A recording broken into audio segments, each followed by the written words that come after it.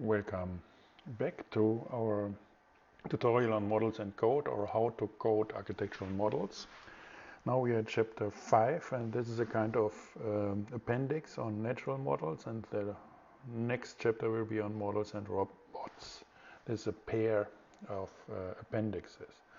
So let's go here, and here it's about how to integrate the thinking of civil engineering into form finding, which is what we know from Gaudi or Frei Otto, or most recently with my colleague Philip Block at our institute. And the key idea is that you go with the coded models, you translate them to linear algebra, and follow this equation that the form equals gravity.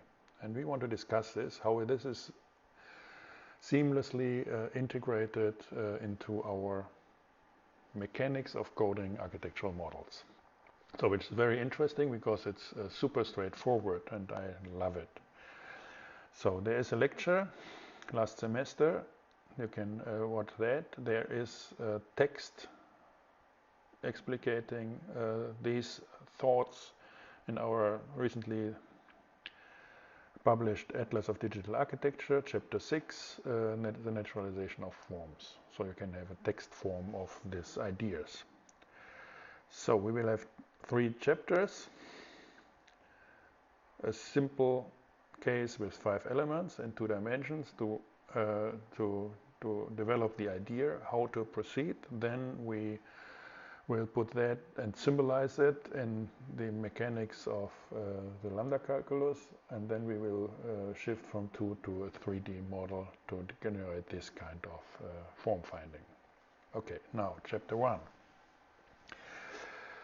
The key idea is, so if you don't have a clean environment, it's important that y2, y3, y4 in this primitive setup are free symbols, so they're not assigned. So if you're not sure, if they're not blue, then you can clear them or remove the association to these symbols. So they have to be free. So it's a little dirty to do it like that, but it's straightforward. So as we did before, we have to define coordinates of our model. In this case, and this is special, we have 5 points in 2 dimensions, but we are not sure how the y dimension of points 2 to 4 are defined. So we put variables to these 3 variables to points 2 to 4.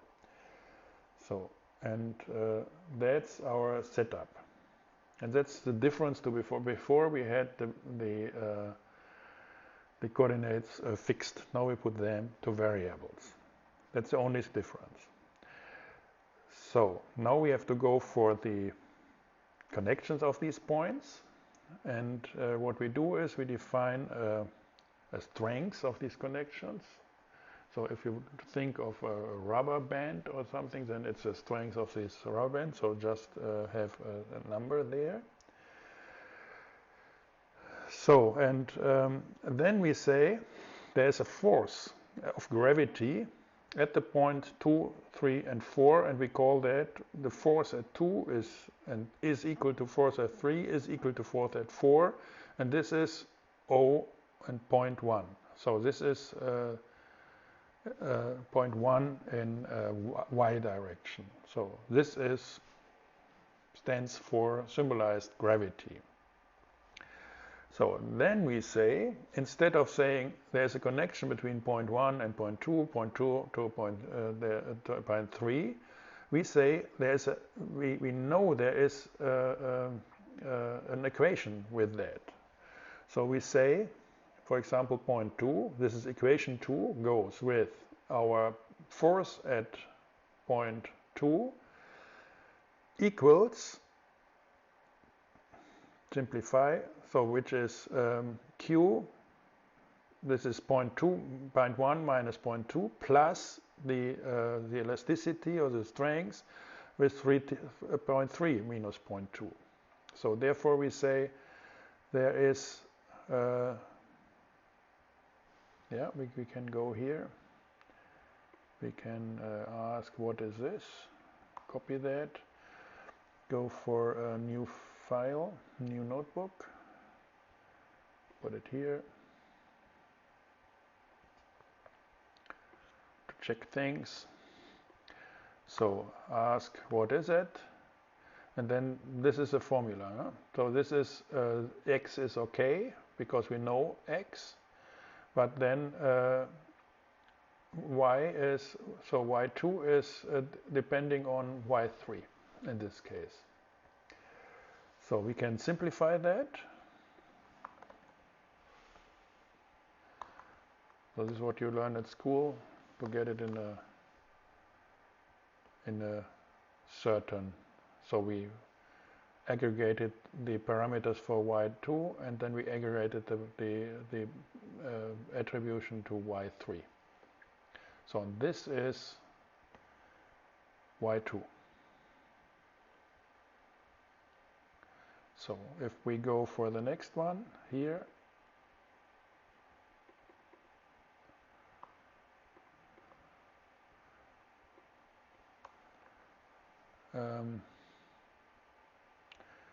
then we have y2, y3, y4, and this equals the fourth. So then we say f3. I didn't evaluate it here. So go here, and then we say this is the equation at point 3. So this is developed from out the graph. So this is always, you see, P1 should be, P2 should be connected with P1. It's between P3 and P1, and we have it here with a certain strength. P2, P3. So it's in between, and we have this formula. So we have variables with the points, and we have equations with the connections. So instead of dedicated connections. So if we have that with all the 3 points, we get 3 equations, and this is a system of equations. And then in Mathematica there is a solver for systems of equations. So we say solve these 3 equations, and we want to get the values, the solution for y2, y3, y4. If we have 3 equations, and if it's a proper setup, then we get 3 variables. So this is working. We can't get 4. It's complicated with 2. It depends, but this is proper. So this will work. So if we do that, then it says there's a solution, y2 minus 0.75, y3 minus 1, y4 minus 0.74. So if we display that, then we get the hanging chain. So if we go here and say we have q or q.5, then we have another strength, which means these things here, the equations get different. It's a different parameters here, and which means the solution get different, and which means our hanging chain get more strengthened. So you see how this is working. Variables for the points, equations for the lines, solve, then everything is specified, and then go for the solution. So look, for example, now here. This is the formula here. No, that's okay. It's good. Yeah. This is how it works.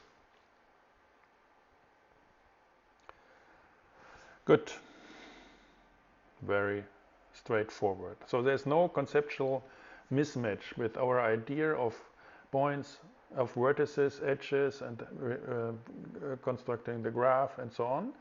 Just if the vertices have variables, the edges needs to be equations, and then you have to solve the equations to specify it, And in this case, we solve the equations by putting these equations equal to gravity, and because of that we find a solution according to civil engineering, and this is the hanging chain.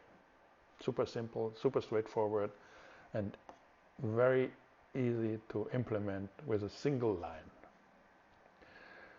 So now what we always have with BIM, if you have these graphics, it's assigned to GR01. So, and then we can go for the red elements as we had it with the key. Then we have 2 fixed supports. Then we go with black. These are the element of black of GR. Then we go here and ask for that. Here we get the 3 positions of the nodes, and these are the positions of the lines and the length of the lines for production or BIM or whatever you want to have. So that's the list of the parts or the counting. So that's the whole story. Now we have to go and use the symbolization of Mathematica on the lambda calculus to be more generic. For example, to work with the 100 of nodes, and therefore we have to make functions, we have to wrap it, we have to symbolize the whole process. It's a little more tricky in the programming itself, and I will show you how this works. Now we go with 5 nodes, 5 vertices. This is a list of vertices. Then we ask for edges because we want to have a graph. So these are the edges, undirected edges of these. We discussed how it works. 1 undirected edge to 2, 2 to 3, 3 to 4, 4 to 5. This is done with this function. Then we have, this is the graph now. The graph has no form, you remember. We have a graphic layout, so this is too automatic, but now let's go here and look it up. I go to the desktop because there it's faster to get help.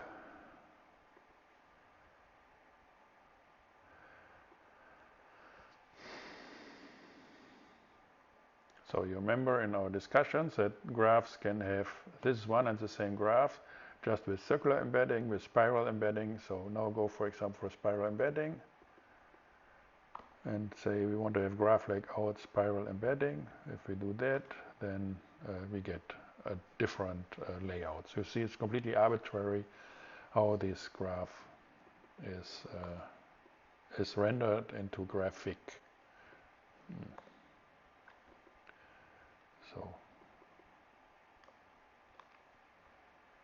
So yeah, and if we go to high dimensional embedding, for example, that's very important, interesting as well, because this gives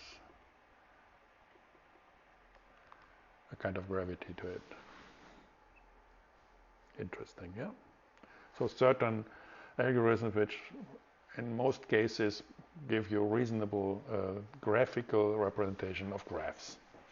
But it's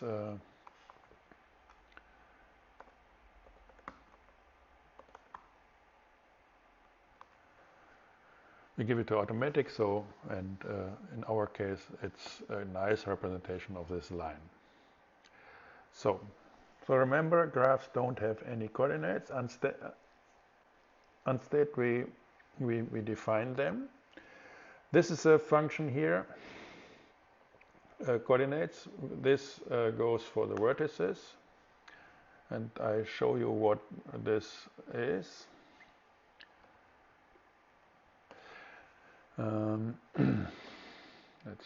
Let's stay in the cloud. So we had vertices. This was here 1, 2, 3, 4, 5. So now we have a symbol and have this square bracket. So we can say y of 1 equals 1, for example. And then we can say y of 2 equals 4. So if we now ask a definition of y, then we get these two definitions of y. So there's y with the key 1 is 1, y with the key 2 is associated to 4. So this is how to index symbols. So if we go for y of 3, and there we don't have any, so it stays like that because the symbol has no association. It's not associated, assigned, so assigned to a value. So in this case, we have the vertices, then we have a pure function, and then we say P1, the P of 1 equals 1, comma, y of 1. Then with 2, point of 2 equals y of and so on. So now we have to clear, because we made it a mess here, clear y. Now y is cleared again. Now we can ask for definition of y, then it's 0, and now this is working again. Now if we do this, then we see these are the results of these coordinates, and we can ask what is P of 1, and then this is the first element, because we said P of 1 equals a list of, and so on. So then we say, as we did before, this should be the supporting point. So this the y1 and y5 should be 0. So we say that. And here we can check all our points and the coordinates of all our points. And here we have 1.0, 2 is variable, 3 is variable, 4 is variable, 5 is 0. So this is how to implement that easily. The strength of the edges, we had it before. So the forces of gravity, again, we have to make that variable. So in this case, again, with the length of the vertices, so we map the vertices to this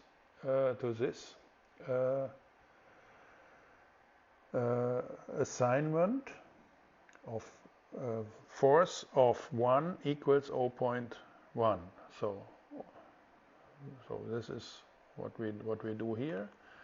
And then we put force of 0 and force of n, which is the length of vertices. So length of vertices is 5. If we put, again, ask like we did here for now the forces for all range of length of vertices, then we have this 0, then the force here, and here's no force. So now we go for the equations. This is a function, cancel. A function goes from here to here. This is mapping to the vertices. And we're mapping the vertices from 2 to minus 2. So we, in this case, from 2 to 4. That is 2, 3, and 4. So we have 3 times this function. This is a number. The index of the vertex is 1. So equation of 1 equals force of 1 is assigned to force of 1 equals total of this is our, you see here, q my p of y minus pi of n. So, and then adjacency list graph n. So let's look how it works. It's a little tricky. So what do we have here? So graph of n. So for example, we have n as with this function, vertices starts with 2. So if we have n equals 2, so adjacency list of the graph is n. This is 1 and 3. You see here, this is graph, and 2 is 1 and 3. So we can have, for example, here vertex name, vertex label.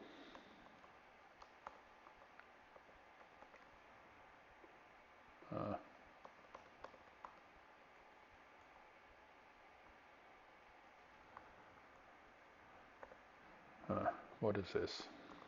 It's always in the cloud. It's not funny. Graph.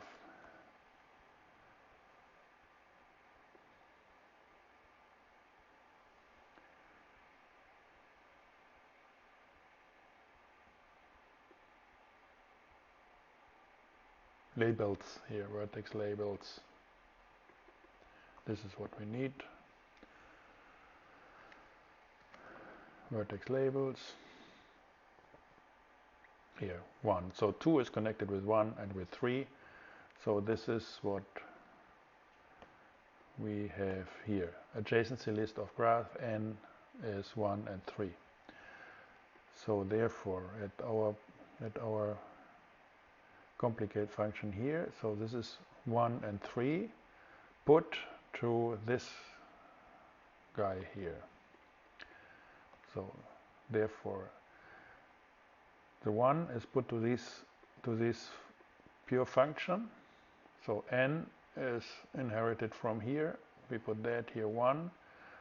If we put total, no, we have this function here, then we get the q is substituted, so we know the q, and then we say it's from p1 minus p from n, and this is 0.1 by y2. So if we put that with all the with the 3 as well here, with the 3, and then make a total of it, then we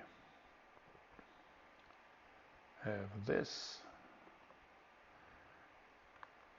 then we get this function. So the first part was here, the second is this. Total means make a sum of it, and then you have this equation. So this line here transfers the graph towards a linear equation. So the edge of a graph towards a linear equation. So we equalize that with our force. We put that into, and then we have linear equations, 3, and we call them EQ1, EQ2, EQ3. So this is how to render them. Let's go here.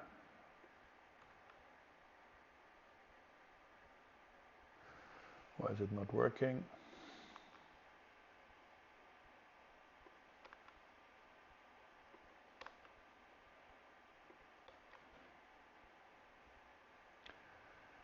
What is this?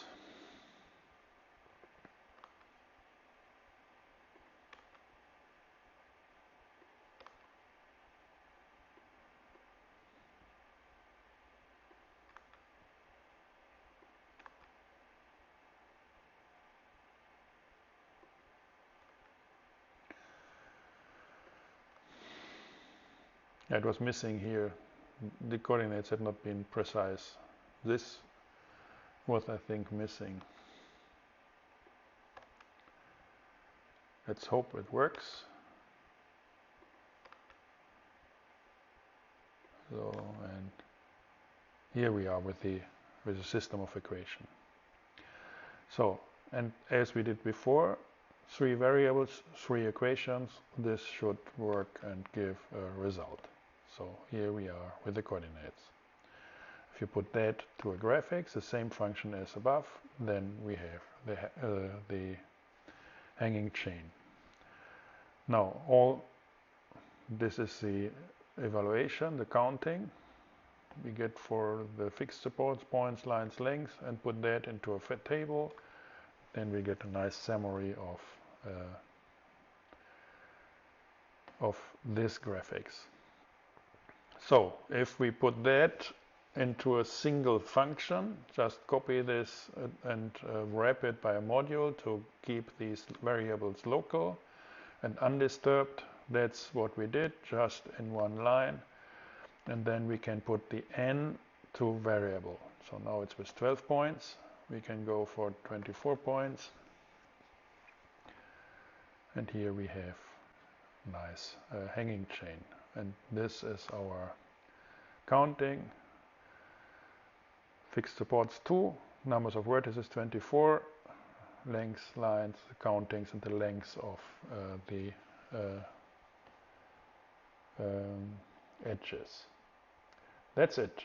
So we have a single function doing this, the whole setup, and we have another setup here for the countings in 2D. Having that, now it's just a matter of craftsmanship in the lambda calculus to go to 3 dimensions. This is how, now it's not too complicated to understand. Now, for example, we go with, instead of 1n, we have nx and ny, so we have 34 by 12, for example. So,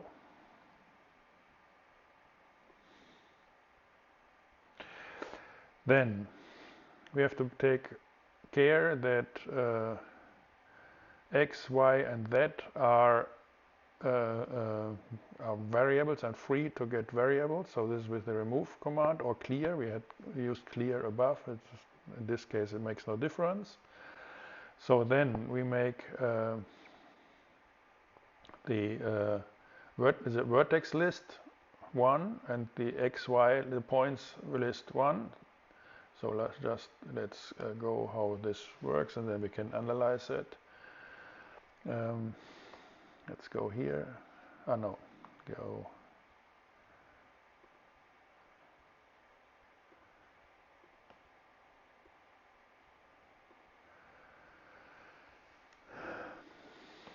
So, what is VL?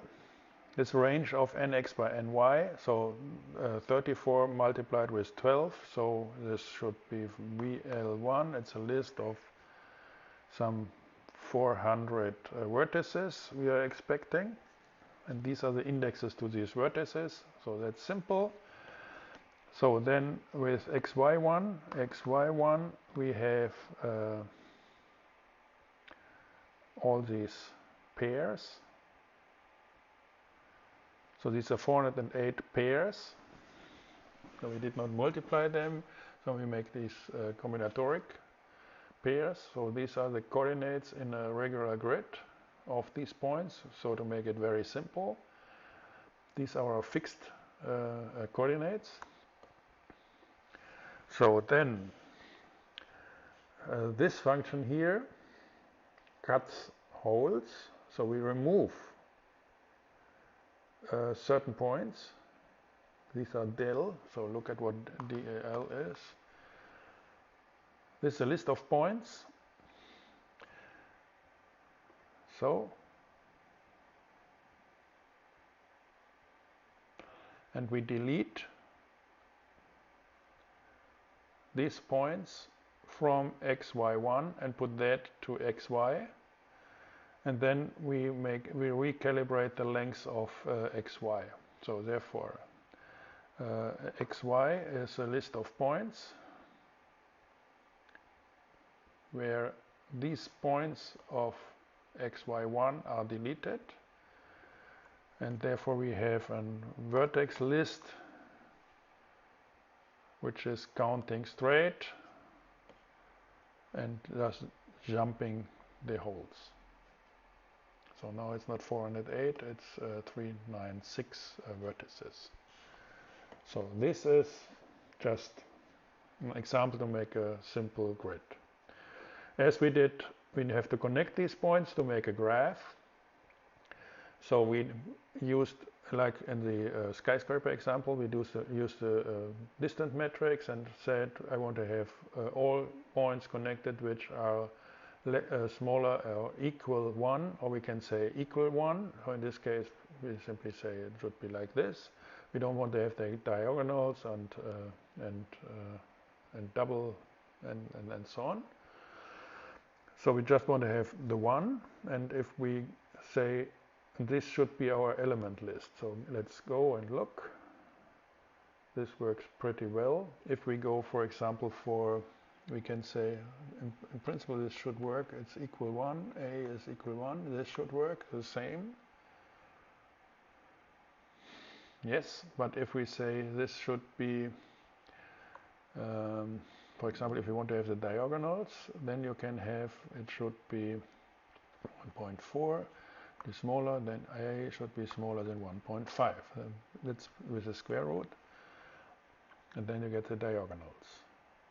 So if you say this should be 1.0 should be smaller, then you get the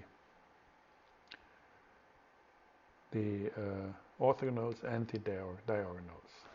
Or you can do it with, I think, with square root of 2 equals, it should work even with the irrational number because the numbers are symbolized. Square root of 2. On the desktop you can make this nice symbol, and if you have that, it should work. You see, it's working precisely here. So, but we want to work on 1 for this simple question. So remember, these vertex labels is 1 now, or we can go, because we don't have coordinates. This is we had the coordinates. In principle, we don't. If we skip the coordinates, then we get another graph, I think. You see, it's already towards, in automatic, towards what we expected with the hanging chain. But for example, you can have, let's save that. We had this vertex just graph layout.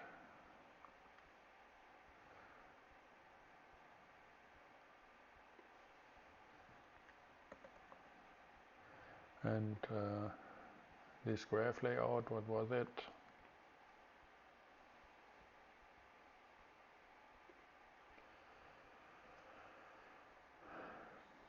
For example, spiral embedding.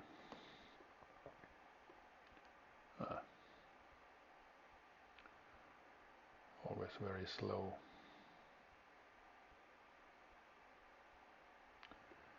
This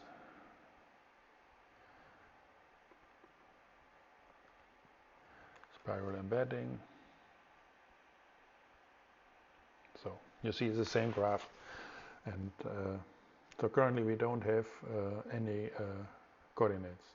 So it's a little misleading if we go for the orthogonal. So we have to keep that in mind. But for our purpose, we want to use our plane grid, and we want to force it into our coordinates for this sketch, even if we don't know. So it's x, y, and we don't know the z coordinates. So now we don't want to have all these edges, for a proper example, all these edges of the same strength. So therefore, what we want to do is we want to have the strength, so give a certain strength to the regular grid. Then we want to have special strengths here and extra strength at the border. So we're doing it like this. So we say edge weight is 0.5 for all the elements. So let's look. So elements is this here. EL is the list of edges. So it's always an undirected edge. This is what we need with the graph. Now edge width is, for each of the edges we have a certain weight. So strength 10, 10, 10, 05, 10, 05, and so on.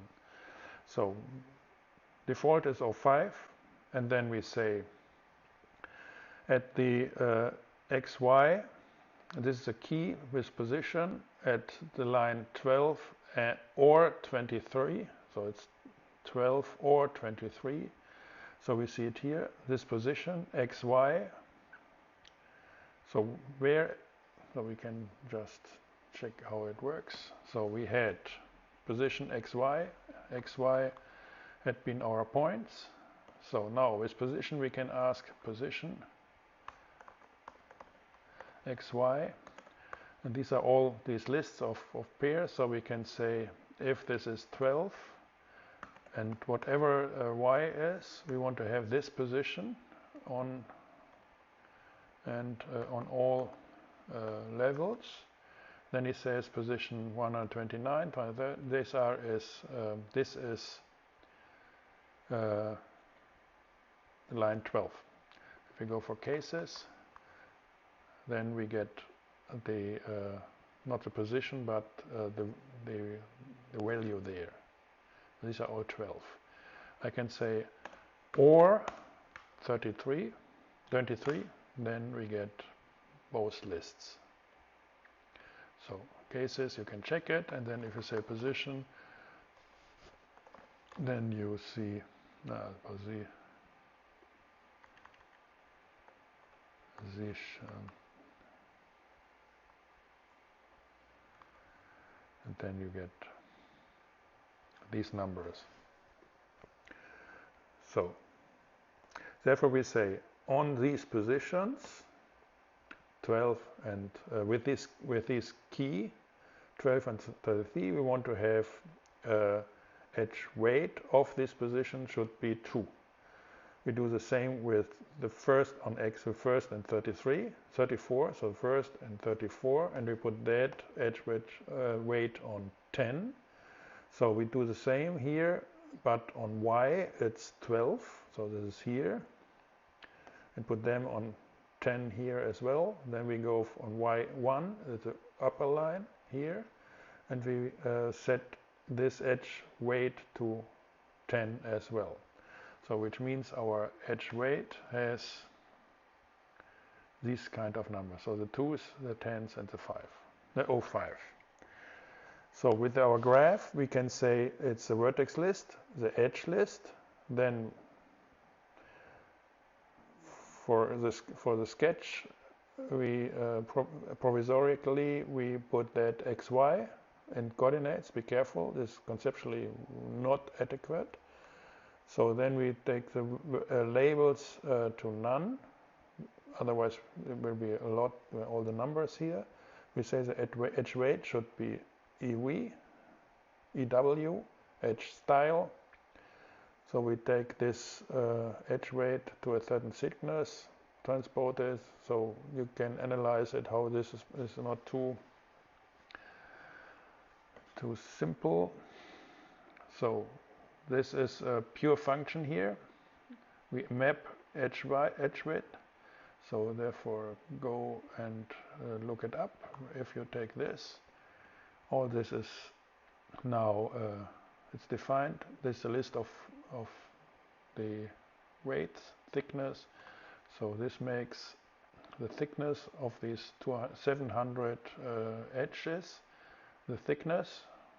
That's a graphical style. So now we have to transpose this. That's the next level. Transpose it.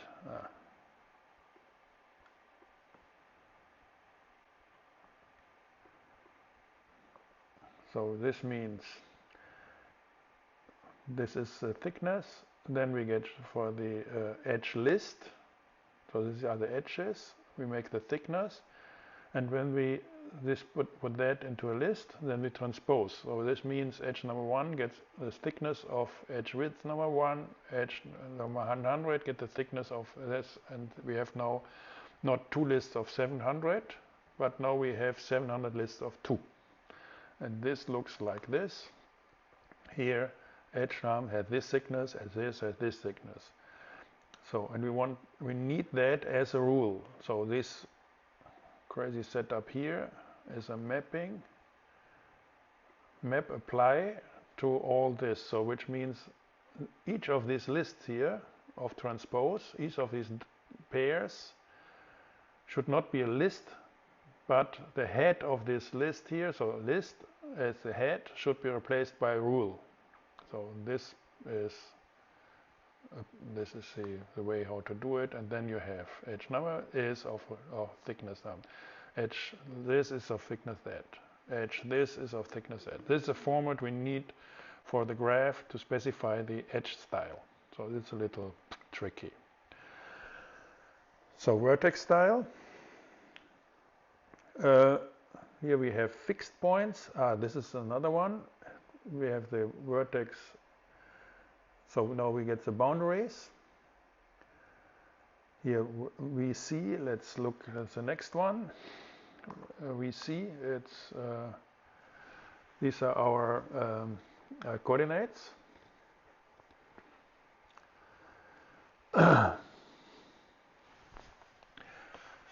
So we created here for each xy, we created an x of, a y of, and a z of. So, and therefore we have a lot of variables now. So this is point. So we don't want, we don't know x and y and z, and we want to have that variable, and therefore we translated the vertex xy list to this list of variables. So these are 400 by 3, so 1200 variables. This is VC. Then we say the fixed points should be here. So we have 6 of them or 8. So and these are the points. The vertices we want to have fixed. And then we say these fixed. This is 1, 12, 17. Again, should be mapped on this function here. So then we say x of 1 should be xy, yeah, xy 1 of 1, y1 should be xy of 1, 1, and z1 should be 0. So, and we do that for all these numbers, which means the fixed point here is now specific. At the first one, this one at number 12, hidden here. We can show more. No, not all. This works. Show all. Show more. And then here is a 12th one. And this should be x and y. And z should be 0. And the rest should be variable. So these are the fixed points.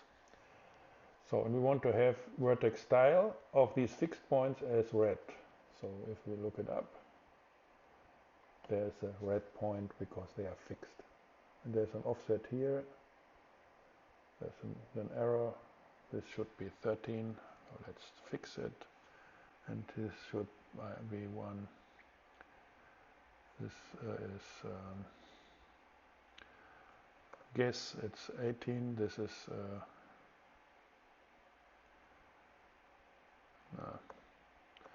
let's work on this. Keep it. Keep it. So that's our graph, and it's presented in fake x and y, and with the graph width.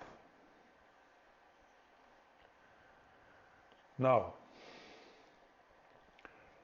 linear equations as we had before. So there's the iterations graph. Now the iteration list of an element of the graph now not only has in a 2-dimensional you have 2 neighbors. Now there will be 4. So therefore the equations will be more complicated. But it's the same thing as we discussed in the 2-dimensional case. Just the same setup. And now we can ask this system of equation for the equation number 100, and then you see some crazy thing how this point 100 is connected with other points with certain strengths in x, y, and z. So we don't have to care about it. That's interesting with coding. If you're sure with the simple setup and steps, then you can expand it, and then computer will do and follow. So it's not afraid of the plenty of things. So then it simply will work. Don't care about this. So now the environment. This is the gravity. So for each of these equation, we need an environmental force. So in this case, O and minus O4. So it's gravity down, and we do it for every element of the system. So environment then will be a list of all the same points here, and have the length of system. So this is environment, ENV. It's a list of this. You see the same length, just all the same. And now again, solve equal of transpose system, all the system environment. So now we have the environment, we have the system, we transpose them, so we make system environment element 1, system element 1, and then we transpose it, so we have these, and then we make the list and replace it, apply equal to that. So which means these are the rules, and if we have rules of 100, then we have these kind of things.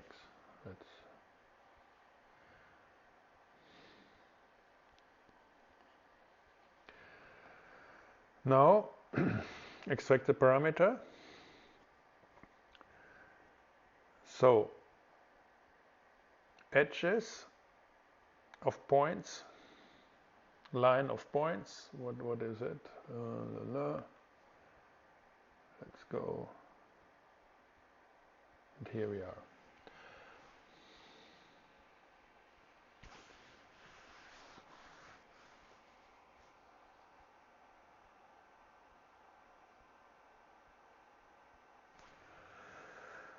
It's getting very long.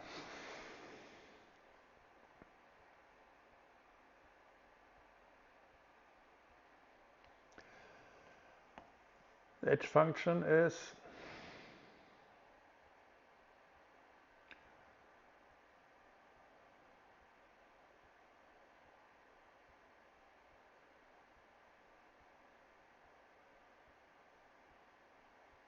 this is here. We have the vertices, we have the edges, we have the vertex coordinates, and then here we see these are the rules.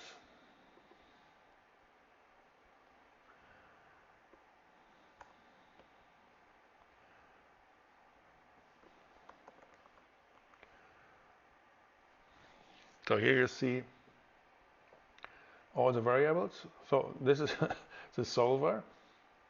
These are all the variables and their solution.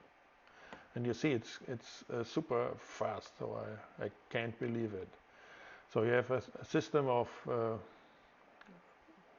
hundreds of equations, then hundreds and 1,200 variables, and you solve that. Bam. So, which means you can apply these rules to our vertex list. So what we have it here. So it's a vertex list, vertex coordinates. It was this. So all the variables here. So if I apply these rules now to these coordinates, then there are the coordinates. Yeah? Why this and so on. And they are in the proper order, which means now we have x, y, and z of each of the vertex. So, which means we can put that to vertex coordinates. So this is here. And then we have a shape function how to display or render the edges. That's a black line. And how to enter the vertices. This is a black point. And let's make it rendered like this. Here we are. Our hanging structure. Form finding by algebraically equalizing, setting a structure, a graph towards gravity. That's it. So you see, it's very straightforward.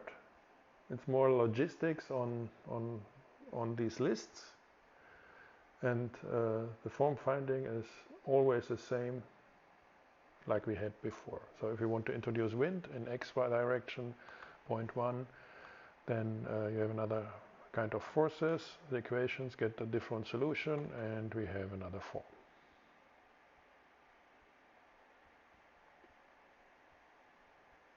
We have wind. That's it. And if you want to go for then the coordinates, this is accounting again. If you want to go to production, then these are the coordinates. Then you have this amount of edges. These are the fixed supports at these positions. And this is the counting of the edges, the length of the edges. Nothing spectacular. That's it. Hope you find it interesting in this extensive discussion. And see you with the next chapter on the robots and their movements and control.